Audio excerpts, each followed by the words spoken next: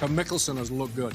He's looked very good. He has moved well, and he's moved through to the semis very comfortably. That is how the red group looks. Those are the two that have moved through. The American looked very impressive. Turned around a 0-3 last year in the Next Gen to be unblemished as he goes through there. The Frenchman joins him in that semi-final. Let's take a little look at the blue group, as the guys were saying in comms.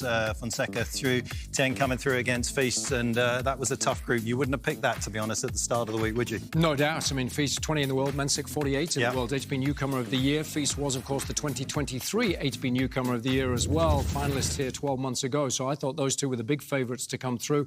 But I thought Fonseca has been outstanding. Raising the level of his game. I've been so impressed with how aggressive he's been on the hard court. We haven't seen him play at this level too often this year on this surface. And today, to go out there knowing he'd already gone through as the winner of the group and still really push himself to get the win. I know there's just over $36,000 as well for each win you get in the group, but more than that, with the semi-finals to come tomorrow, I thought that was a really good effort. Was he also the most impressive for you, Chris, or was somebody else? No, I think he was the most impressive. It wasn't as much of a surprise for me because, like I said, I've seen and followed Joao a good bit over the past year or so.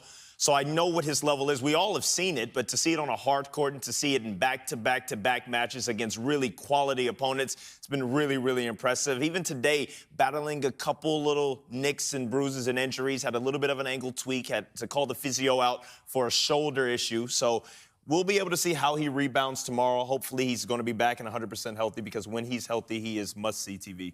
We know that we can't have round robins every week. We just know it's too complicated with the mathematics. But it is great to see these kind of tournaments at times, especially here at the Next Gen, where you get a little taste of a rivalry that is coming. The match that we just saw there, of course, that just sort of whets the appetite for the future. It does, and that's something that we were talking about in commentary. I think it's so nice for these players. Obviously, you're playing for pride a little bit as well. You're playing for a great deal of prize money, especially when you're coming up through the Futures and Challenger tournaments. $36,000 is a lot.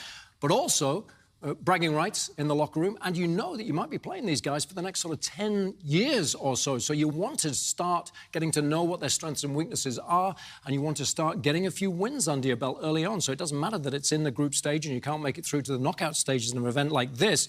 It's an important match. Yeah, important match. Tien, it looked to me today, Chris, as though he managed to get a little bit more firepower on the ball. The one thing, if you look at him play, he's well put together. You feel as though all the parts of the jigsaw puzzle are there, but maybe he can't break down better players. But I didn't get that sense today. No, not at all. He clearly showed his ability to be more aggressive and to remain consistent and stay diligent. That was I love to see the problem solving amongst young players. We saw it from Leonard Tien. We saw it from Joao Fonseca. Guys coming out with a clear game plan. Okay, we're playing Jakub Mensik. Let's use the slice. Let's try to bring him up into the court to the forehand. Has a really Western grip. A lot of times it can be pretty difficult to get that ball up and down. So I love to see young players problem solving and thinking their way through, as opposed to just having blistering power on both sides, which we've seen also have good success here in this event. I thought that was the most remarkable aspect of Leonard Tien's performance earlier today.